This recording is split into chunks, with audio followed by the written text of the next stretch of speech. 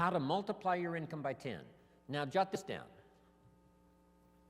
A good economic question. Once you've multiplied your income by 10, is it possible to multiply it by 10 again? Not only to multiply it by 10, but to multiply your income by 10 again. Do you know anybody that makes $500 an hour? Can you think of someone? Makes $500 an hour? Right. My Beverly Hills lawyer makes more than $500 an hour. So jot this down. It's not only possible in America to multiply your income by 10, it's possible to multiply it by 10 again. Do you think kids would be excited to hear this philosophy?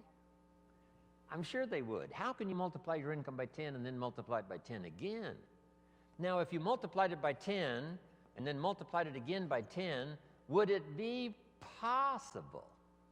Would it be possible to multiply it by 10 again? Can you think of anybody that makes $5,000 an hour? What do you think I get paid? I mean, this is such exciting stuff. I'm a kid from the farms of Idaho. I was 25 years old before I learned that you could multiply your income by 10 and then multiply it by 10 again and then multiply it by 10 again. This is mind-boggling stuff. $5,000 an hour. Now, would it be possible? Would it be possible to multiply it by 10 again? $50,000 an hour. Now, here's a good expression to use, especially for this group. You're all tuned in, especially the last couple of days. The best expression is, of course. Could you multiply your income by 10? Of course. Could you do it again? Of course. Could you do it again? Could you do it one more time? $50,000 an hour. You know, I've lectured with General Schwarzkopf and Colin Powell. I had lunch once with Colin Powell a few years ago. Schwarzkopf gets about $65,000 for a 1-hour speech. $65,000. So how could you finally get to $50,000 an hour? Answer: become a general in the Army. Yes. And lead the troops in the Gulf War. But what I'm trying to say is the possibilities here, let's just say, are just unlimited. You can multiply your income by 10, then you can multiply it by 10 again, and you can multiply it by 10 again. Now, we're only talking economic values. There's all kinds of other values in terms of personal development, but this is it. Now, to climb this ladder, here's the possibilities. 63 million last year, one person earned. The possibilities, we would have to say, in our country, is what we call unlimited. Now, to climb this ladder as high as you wish to climb it, jot this phrase down now, because I don't think I'll talk about anything more valuable than what I'm about to share with you. Here it is. To climb this ladder economically as high as you wish to climb it, here's all you have to do. Learn to work harder on yourself than you do on your job. Learn to work harder on yourself than you do on your job. Once I understood that philosophy, it totally changed my life. I made my first fortune by age 32, starting at age 25. And I've made and lost a few fortunes since then. That one simple philosophy, that it's possible to multiply your income by 10, and then by 10, and then by 10, by 10. And here's the simple way to do it. Work harder on yourself than you do on your job. Here's how it was put to me. If you work hard on your job, you can make a living, which is fantastic. If you work hard on yourself, you can make a fortune, which is super fantastic. At age 25, I went to work on myself. The difference in my economic future was so startling, even in the early years, that I never went back to the old ways. I never went back to the old philosophy. I never went back to the old disciplines. I accepted the new ones, and it changed my life forever. Unbelievable. Here it is in philosophical terms. Just jot this phrase down. This is a good one. Success is something you attract by becoming an attractive person. Success is not something you pursue. Success is something you attract by the person you become, by becoming an attractive person. Now, what could you think of that would start to make you more attractive to the marketplace? This is such simple ABC stuff. Okay? Let me give it to you. Let me start with this. Jim Rohn's view of the 21st century.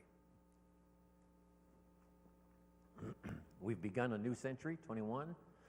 We've begun a new millennium, number 7. Some scholars hold great significance to this 7th millennium. And I think it's probably true. It's going to be the most extraordinary time in the history of the human race, I think. And these opening years now of the new millennium and the new century, how could you take advantage of this extraordinary time in human history and make for yourself an extraordinary life? Because it's all possible. So jot this little quote down now. It's one of the best I've come up with, I think, lately. And I'll just quote it slowly so you can jot it down and take it home. Here it is. From testimonials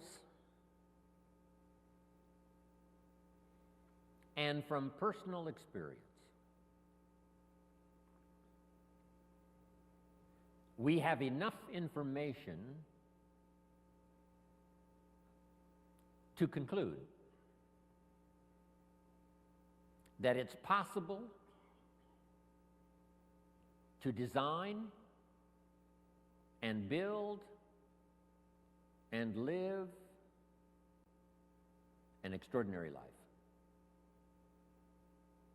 From testimonials and from personal experience, we have enough information to conclude that it's possible to design and build and live an extraordinary life. I'd like to have you think about that, not just here, but even after you've gone back home. Think about it at least often enough to say, I think that's true. From testimonials and from personal experience, we have enough information to conclude that it's possible, it's not a guarantee, but it's possible to design and build and live an extraordinary life. Now, if you believe that and accept it, you just simply use that as a foundation, as the fundamentals. So now jot this down. Jim Rohn's view of the 21st century. Number 1, unprecedented opportunity. Unprecedented opportunity. These are probably going to be the most extraordinary times in the history of the human race, 6,000 years of recorded history. We got through the last millennium. We especially got through the last century, a bloody century, the 20th century. Hopefully those major wars of devastation and destruction are behind us.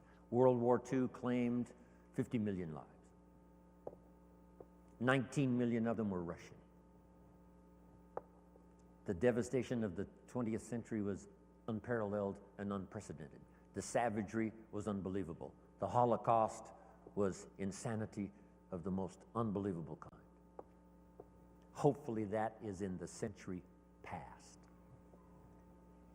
And that we have a new chance in a new century to build a new world and a new country and a new future. With all of the challenges. With Saddam Hussein, with the terrorists and all the rest.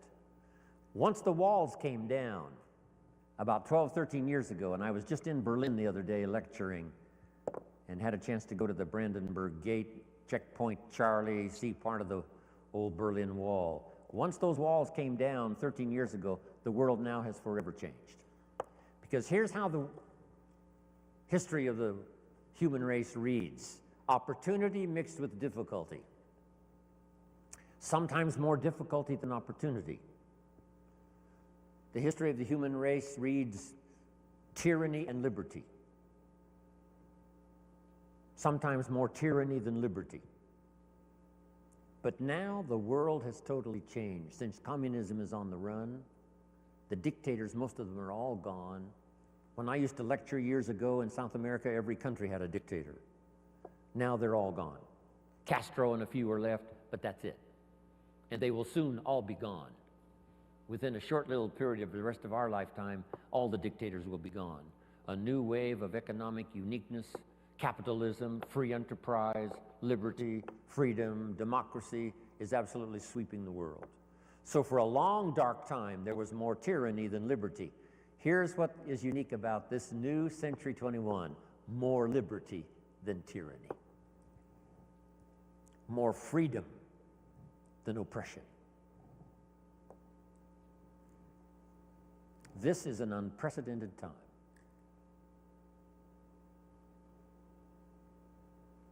Unbelievable opportunity. We have the technology to accomplish the most incredible things. We pick up a telephone now and talk to somebody on the other side of the world with ease. It's incredible. We fly, we've got transportation. I get on an airplane, 13 hours later I'm in Hong Kong. 5 meals, 3 movies, and you're there. I mean, it's unbelievable. I leave at 7:30 this evening to fly all night to Orlando to speak to another group tomorrow in Orlando. It's amazing. With the jets, you can cover the world. I fly the Concorde, 3 hours London, New York. If you fly the Concorde, you can see 2 sunsets in one day. If you're in London when the sun goes down, you fly the Concorde to New York, you watch the sun go down for the second time. I told the group at our little breakfast meeting this morning, if you fly the Concorde due west, the sun comes up in the west. If you haven't tried that, you must try it.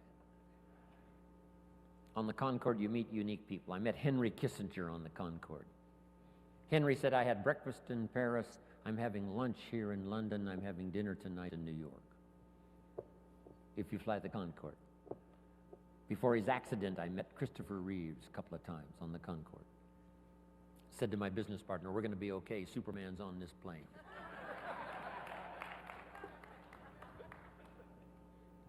This is unprecedented opportunity now, the 21st century and the beginning of the 7th millennium. These are extraordinary times. Now here's number 2. However, keen competition. World competition. We're dealing now with Iraq. A big part of it is competition.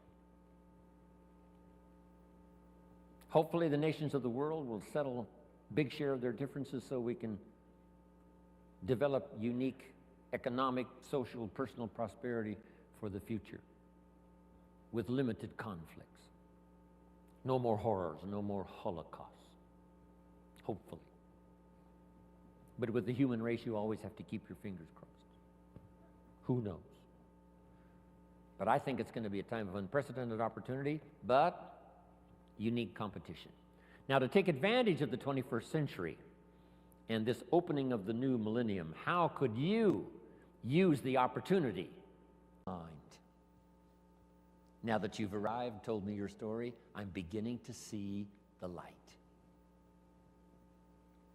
Words. The old prophet said this, words are like a lamp for your feet, so you can see where to walk.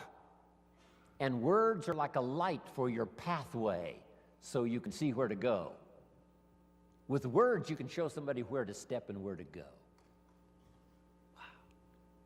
I said a little prayer before I left my hotel room this morning and asked God to give me a little stronger gift of words today so that my words might have meaning. Maybe I've caught you at just the right time.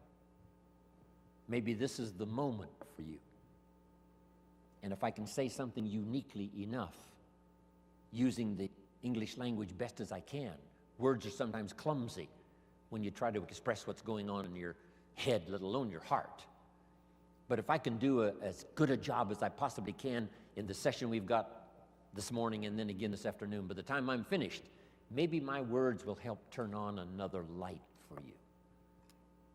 And you'll be able to see the possibilities better than you've ever seen it before. You'll be able to see yourself more successful than you've ever envisioned it before.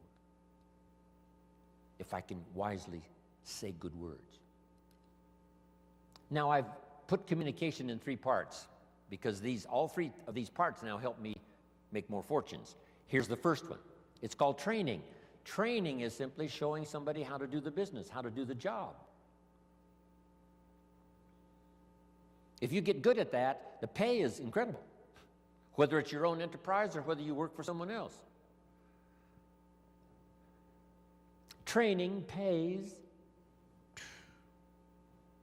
big money.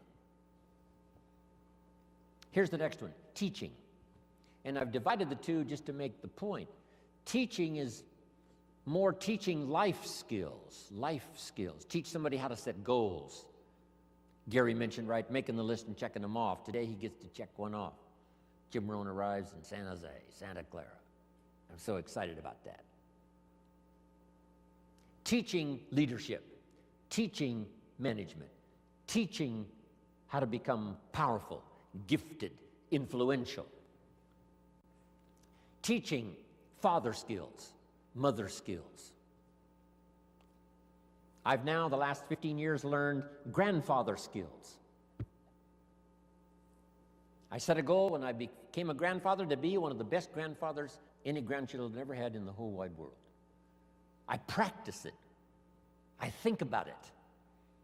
How to use my newfound life as a grandfather and learn every skill possible to dazzle my grandchildren.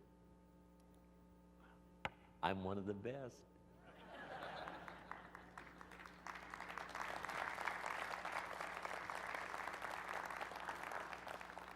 So teach people how to be good fathers, good grandfathers, good mothers, good leaders in the community.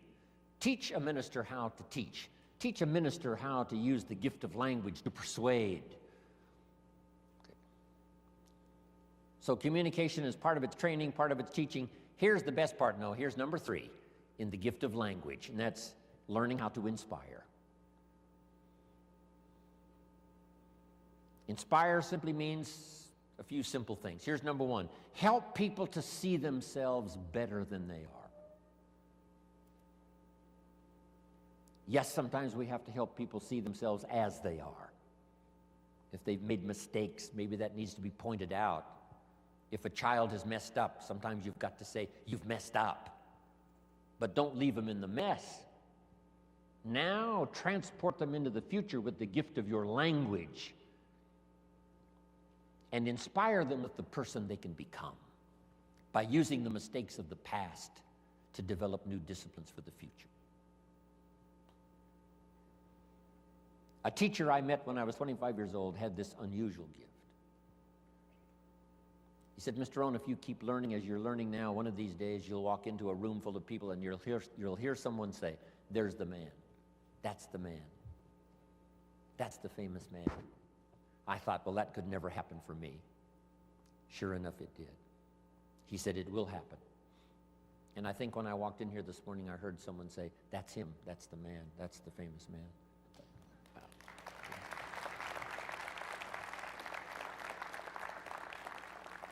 You must transport your children into the future.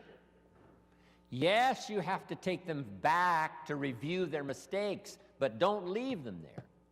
Now transport them into tomorrow. Transport your children into next week. Help them to see themselves 30 days from now, 90 days from now, 6 months from now. Help them to see themselves successful. It's your gift of language that can do that. Help them to have faith for themselves and faith for the future. The sacred writing says this: faith comes by hearing words, good words. Somebody who well chooses their words and delivers them with uniqueness can inspire faith for somebody to believe the most impossible things can be possible. And those That excitement of possibilities comes from hearing or reading unique words. One of the best phrases I could give you for the day, here it is. Don't be lazy in language. Don't be lazy in language, because the gift of language can create a career. It can help somebody see the way into the future. It can help somebody change from who they are to who they would like to be. It will help you to see the gift of your own intellect. There's an innate vocabulary in all of us that helps us to see, helps us to translate what's going on in the world, what's happening, so that we can make good decisions instead of poor ones. We can make less mistakes this year than we made last year. One of the major things to pray for is to be gifted in language, because it can have such a dynamic effect on your children. It can have such a dynamic effect on your business. It can have such a dynamic effect on your customers. It can have such a dynamic effect on your business partners, that not to continually get better and better at the gift of language would be a great mistake. Let it open doors nothing else will open, the gift of your language. Let it help people to see possibilities that they cannot see now. And you join in those possibilities and make another fortune and another fortune, all the way up the ladder as far as you wish to go. I don't know how high you need to go.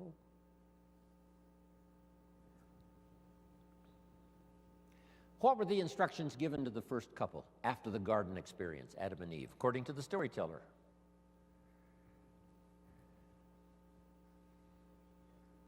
We've got some Bible scholars here right now. Instructions given to Adam and Eve after the garden experience. Here they are. Number one, multiply. It's a lonely place with just two people. Multiply. But here's one now that is so extraordinary, and I'm going to cover a little bit more of it during our ongoing session here today. Here was the second one. Be fruitful. Be fruitful, kind of an interesting phrase. When I lecture in other countries, sometimes it's difficult to find the right translation for be fruitful. Here's what I think fruitful means. Be productive. The example might be a tree, a fruit tree. Plant a fruit tree. Now, why do that? It's very simple. Teach it to your children. Number one, to survive. The first instinct is to survive. So be productive enough to survive. Be productive enough for your own survival. But is that the end of it? And the answer is no, that's only the beginning of it. To produce enough for yourself is only the beginning. What's the rest? Here's number two. Get married. Now you've got to think of ways to produce more than you need for yourself. And guess what that does? It elevates you to a higher life. If you want to live this higher life of a companion, a wife, getting married, see, that now changes the dynamics of your future. It's called stepping up to a better life. And to step up to a better life, here's what you simply do economically. You learn to provide and figure out a way to provide more than you need for yourself. You think of ways to provide enough for yourself and for someone else. Why think of someone else? Why not just think of yourself? Because that's a very limited way to live, just thinking of your own survival. If you want to live a more flourishing, unique life, you must think now of someone else. So now the man says, I must produce enough for myself and for my wife. Is that the end of the life experience? No. Now have children. Take a risk. Having a child is like a throw of the genetic dice. Who knows what's going?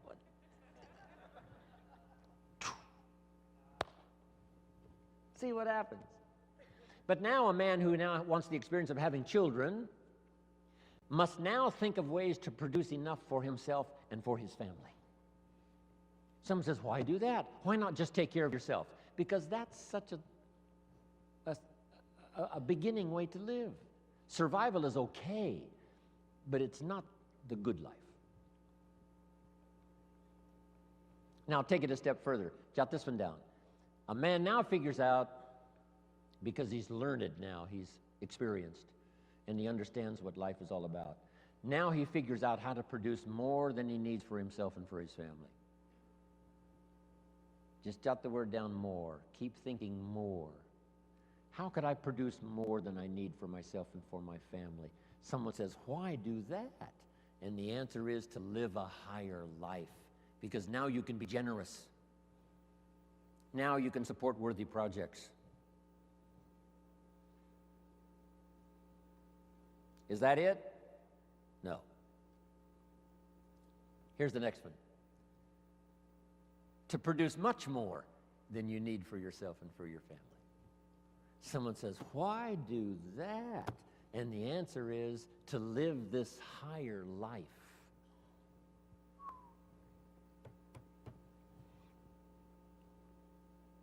What if you earned $10 million one year and you and your family only needed $3 million? That would probably take care of the average family, $3 million. Some families are more expensive than others, but let's say $3 million would pretty well take care of most families.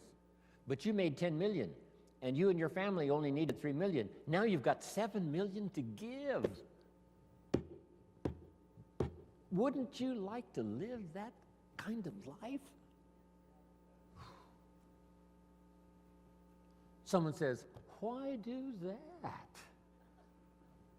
And the answer is, the possibilities of economics are so available that if you wish to, you can not only earn enough for yourself and for your family, you can earn more than you need for yourself and for your family, and if you really wanted to, you could earn much more than you need for yourself and for your family. Wow. Is that it? Let's take it one step further. Just jot this phrase down. Figure out a way to earn far more than you need for yourself and for your family.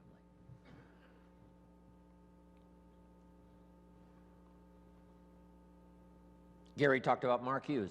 I met Mark when he was 19. I still do a lot of work for Herbalife around the world. He started this little company when he was 22, 23, called Herbalife. And he died just a couple of years ago. Mark Hughes, age 44. Guess what he left? Number one, a company worth $680 million, according to the new investors. Here's what he left his son, $350 million. Estimated wealth he created for those who worked for him during the 20 years he was alive, about $3.5 billion. Imagine having the zest and having the wish and having the desire to create billions in wealth, not just for yourself, but for others. $350 million, nice little nest egg for your son. Somebody says, why do that?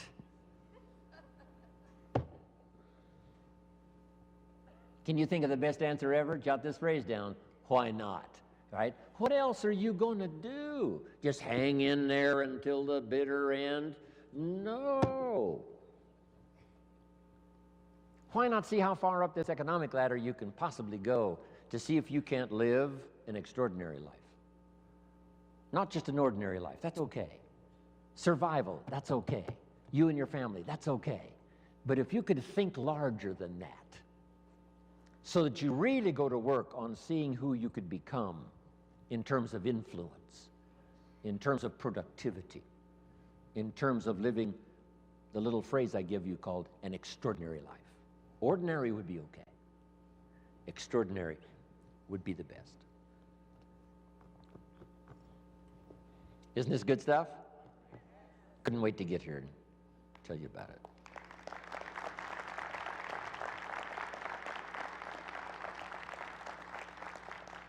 I could hardly wait to hear what I've got to say today.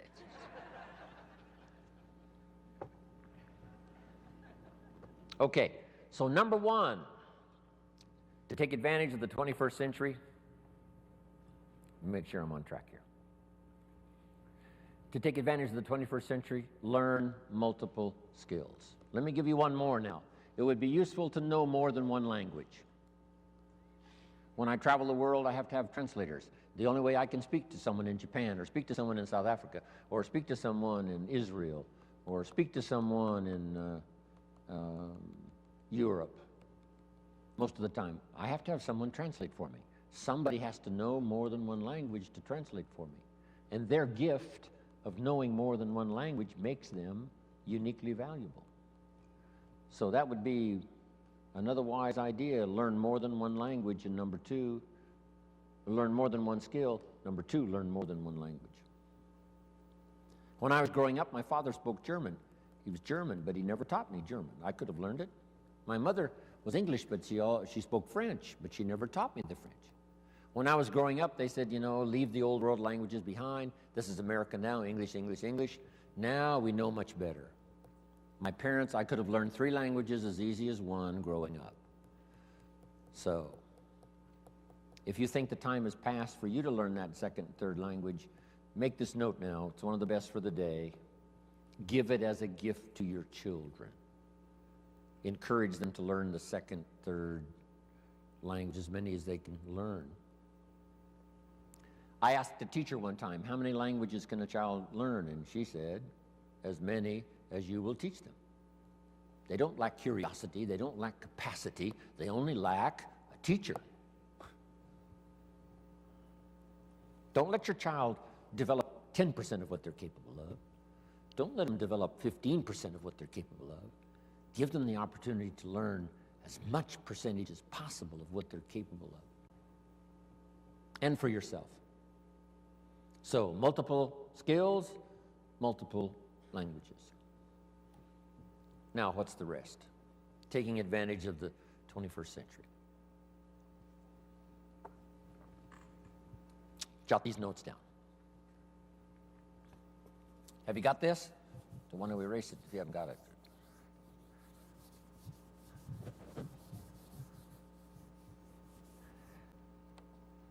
I've got 5 key things to talk about during my presentation for the day. 5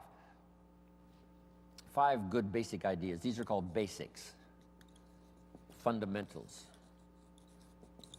And it's interesting that I only have 5. How many fundamentals are there to anything? Here's a good phrase, just a few, meaning anybody can learn them. There's just a few fundamentals to being healthy. If someone says, I'm going to teach you the 50 fundamentals to good health, you say, well, that doesn't make sense. There's not 50 fundamentals to have good health. There's just a few. 6, 7, 8, that's about it. If you want to learn to play basketball, you got to learn the fundamentals. How many fundamentals are there to the game of basketball? Just a few. 5, 6, if you become extremely gifted, maybe 7, 8, that's it. That's it. Now here's what's interesting also about fundamentals and basics. There's no new ones. I mean, this stuff's been around for a long time. So beware of someone who says we've got new truths. Say, no, truth is old. It can be, more of it can be discovered, but there's no new truth. If someone says, I'm manufacturing antiques, wouldn't you be a little suspicious? Say, no.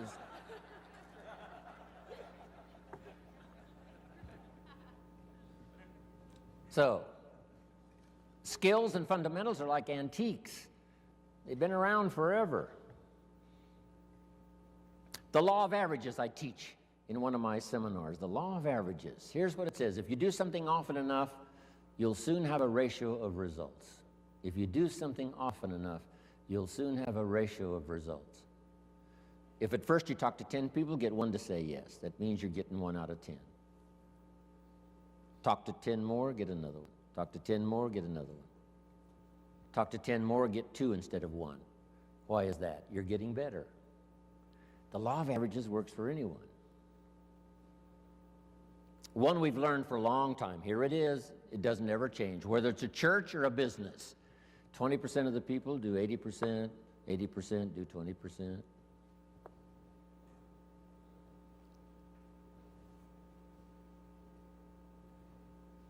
So here's what I learned in time management. You can spend 80% of your time with the 20%, not the 80%. You spend 20% of your time with the 80%, 80% of your time with the 20%. You just have to learn. And these fundamentals now have been around for a long, long time. The 80-20 rule.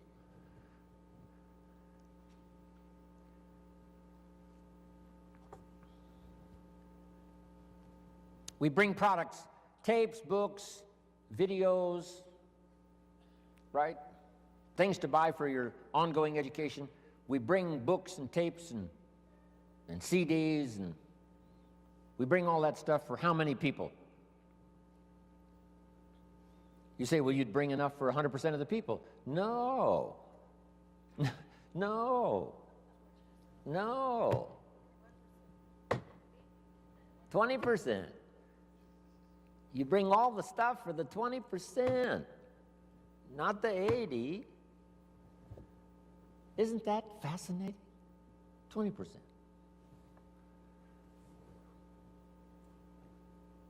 It's fascinating, people's different reaction to the same presentation. Someone walks out of my seminar and says, wow, I'm going to go change my life. Someone else walks out and says, oh, I've heard all this stuff before. Same seminar. It said the first day the Christian church was started, first day, the speaker, Peter, got up, gave this classic presentation to a multitude, vast number of people. And what was interesting was when he finished, the reaction to his presentation. It said some of the, I think there were thousands. It said some of them laughed at him. And I thought, why would they laugh? He seemed sincere to me. And it said some of them mocked him. And I thought, why would they do that? And I found out they're the mockers. That's what they're supposed to do. And the laughers are supposed to laugh. It said some that heard this magnificent presentation didn't know what was going on. And they're easy to spot. They're usually saying, what's going on, right? I mean, they don't know what's happening. But then it says this, some that heard believed. And the number that believed was about 3,000. Didn't give us the total, but out of the total, 3,000 said, hey, this is good enough to follow. So that's life. Once you learn the percentages, right? It's called the law of averages. It's one of the best studies. It's in some of my CDs and presentations. But now, let's talk about the fundamentals of life, the fundamentals of success. There's just a few. They're basic. It's like ABCs, which I deal with primarily, ABCs. So let's go through them. Here's number one. We've talked a little bit about it by way of introductory. It's called, one, your personal philosophy.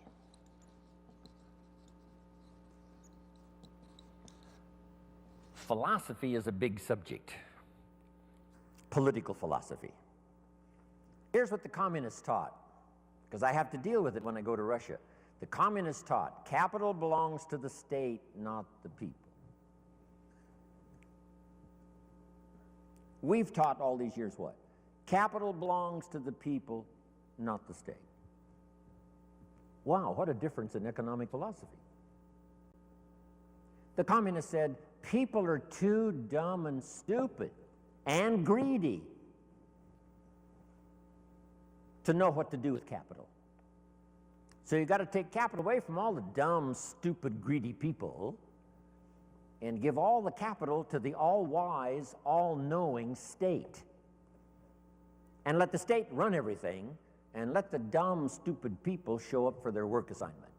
That was the philosophy of communism. They devastated every country they touched with that philosophy. I was just in East Germany. Guess what it's taking just to clean up East Germany after the communists left? $1 trillion.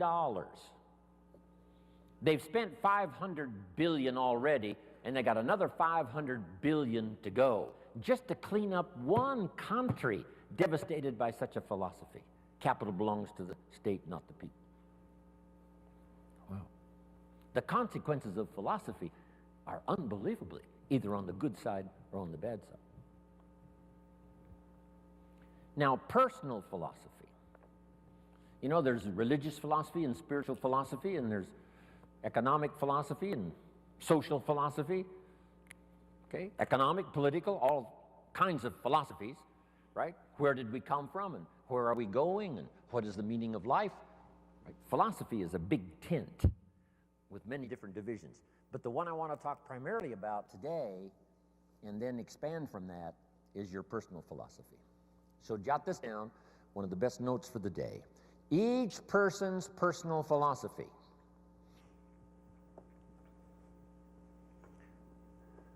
is the greatest determining factor in how your life works out.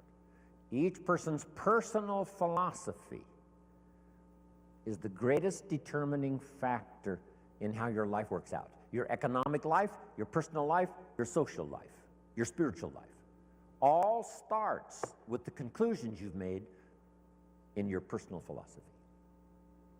We gave the example earlier on economics. There's 3 or 4 different philosophies to choose from in your economic future. Now make this note. Personal philosophy is like a guidance system. A guidance system. And it has to start early. When a child goes to school, they've got to have a pretty good guidance system working.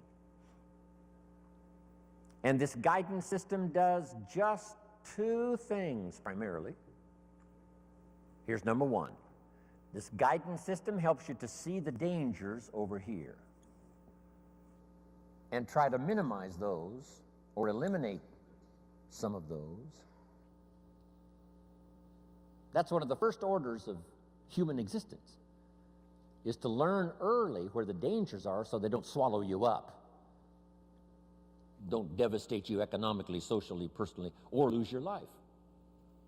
Kids have to get this guidance system working early to spot the signals of the dangers that could wreck their chances to live a good life. Now, this guidance system also helps you to see over here the opportunities so that you could maximize those. So if you learn to minimize the dangers, maximize the opportunities within this working environment now, we call this working things out to live a good life. But you can't possibly live much of a good life if you don't keep learning where the dangers are so you can avoid those, and learn where the opportunities are so that you can maximize those. That's about as simple as I can put working on your personal philosophy.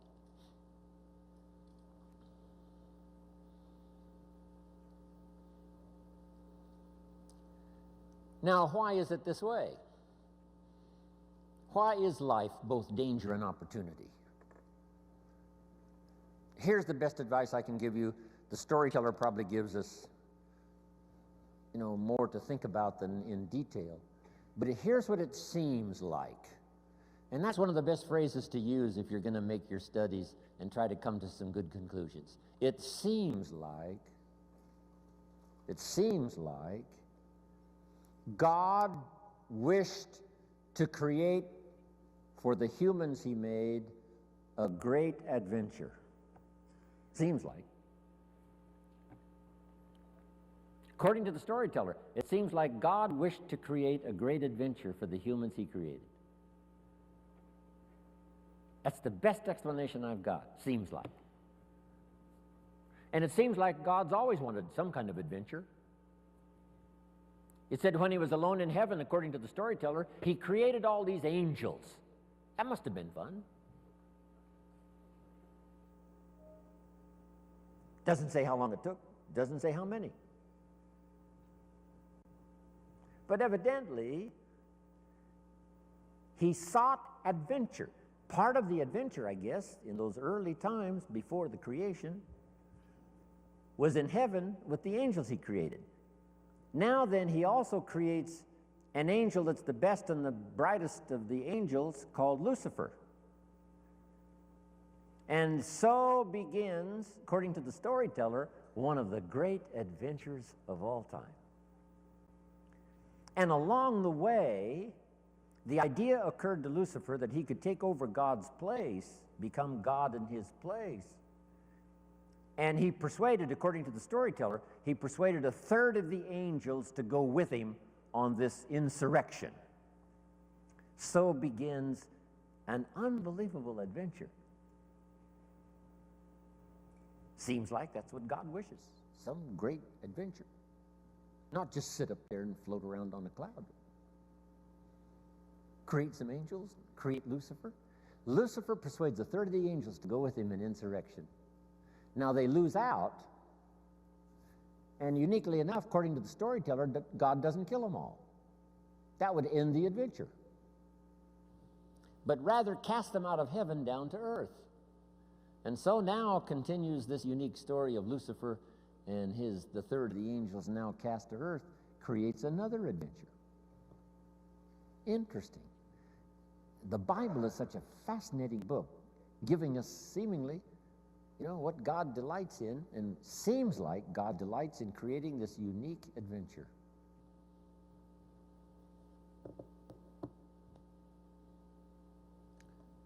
One of the ancient stories says God and Satan were talking things over one day.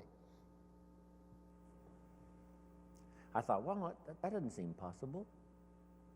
But the storyteller says they're looking down on the earth and they're talking things over. I thought, wow, that's remarkable. God and Satan getting together and talking things over. Now, the storyteller doesn't give us many details, so we've got to use our imagination. And on this particular occasion, God got to bragging on one of his favorite creation, his favorite persons, called Job. He said, Job and I have got this great friendship going. Job and I, we walk together. Job and I plan the future together. Job, Job, Job. Finally, Satan had it up to here with Job, Job, Job. And he said, yeah, God, Job, you've got a wall built around him. I can't get to him. God said, well, what would you expect? He's my favorite person. Of course, I got a wall built around him. Now, they're having this conversation. It's fascinating. Storyteller says, Satan gets this bright idea. Said, hey, God, let's try this. God said what? If you'll take the wall of protection down from around your favorite friend, Job, he said, I promise you within a short period of time, your favorite friend will curse you to your face. God said, no, he'd never do it, not in 100 years, no matter what. Satan said, well, how are we going to know? Would you like to make a wager? It doesn't give us the details of the wager. But the storyteller says God picked up the bet and said, okay, let's try it. I'll take the wall down from around my special friend Job. You do your best. I promise you, no matter what you do, he'll never curse me. Satan said, the bet is on. According to the terms of the wager, God did take the wall down from around his special friend Job, and Satan then does one of his all-time famous numbers. According to the storyteller, first Satan took his wealth, stripped him of his wealth.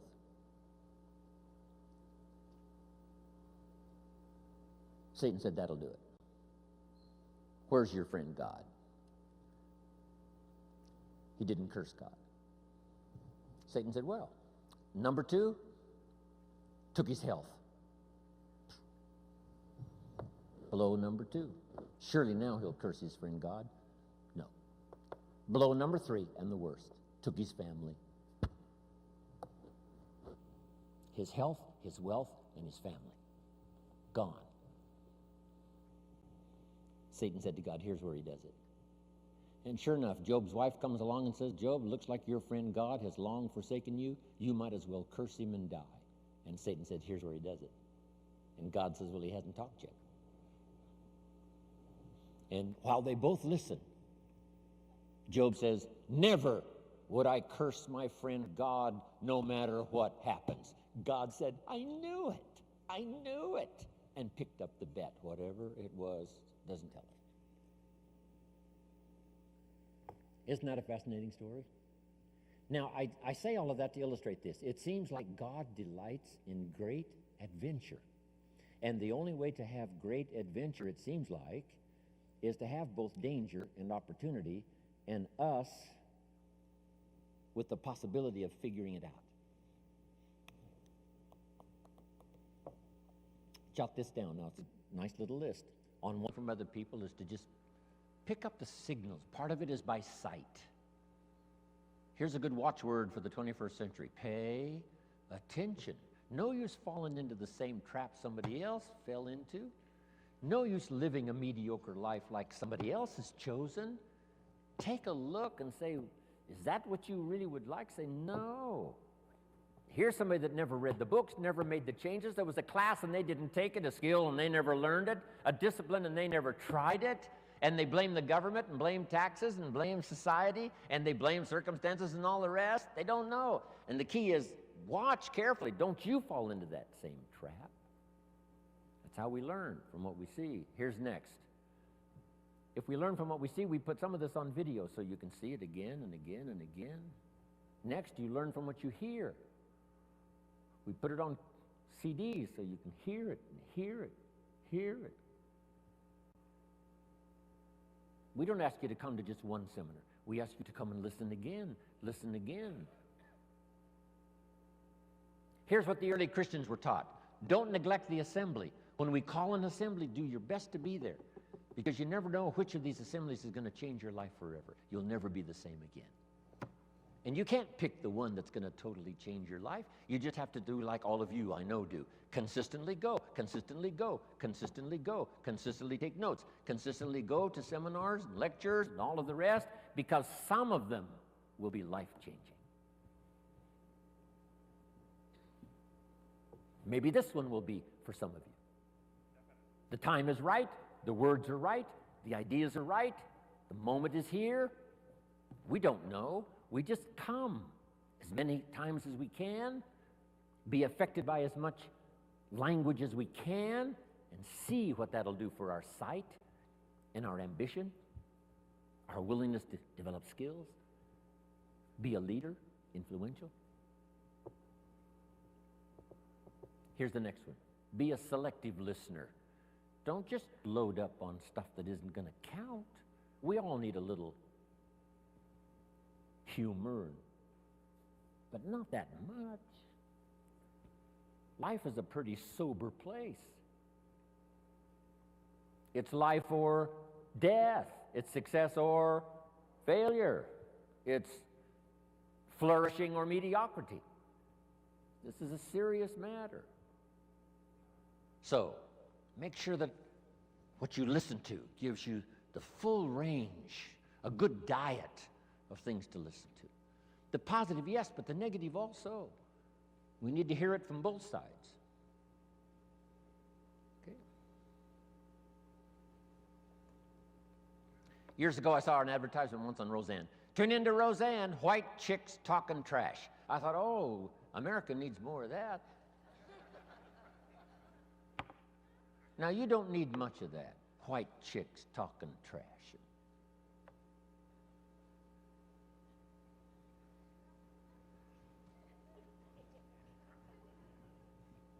Here's a good note. This is a good one. My teacher taught me when I was 25, stand guard at the door of your mind. Stand guard at the door of your mind. And you decide what to listen to, what not to listen to, how much time to give to what.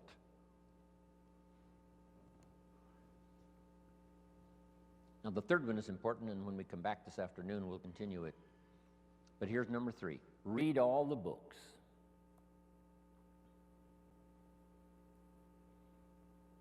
Now, there's millions of books, so you can't read all the books.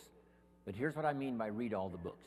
Read all the books you need to read to make your fortune, become powerful, influential, healthy, prosperous, aware, bright, helpful, partnership, father, mother, grandparent. Read all the books you need for your life to flourish and become the best it can possibly be during the course of your lifetime. Read all of those books. Don't be short on that list. My library certainly won't do it. I've only written 4 or 5 books.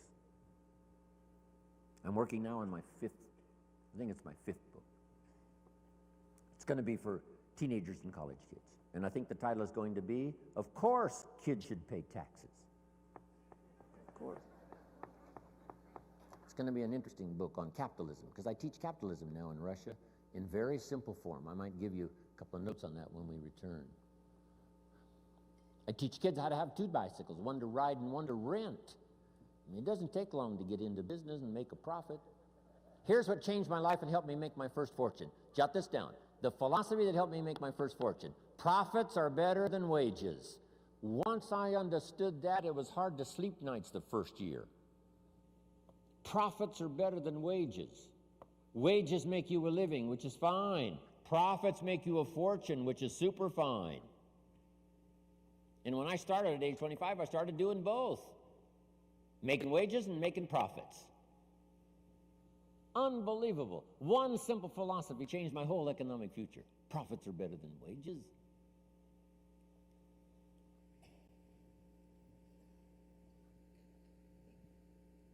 Read all the books necessary. Now I'm going to give you some that started my library. I've got one of the best. If you saw it, you'd be impressed. Haven't read everything in my library, but I feel smarter just walking in it. Right. Okay, Gary, where are you? Enough for the first go-around here. We'll be back this afternoon with some more. Thank you for your patience.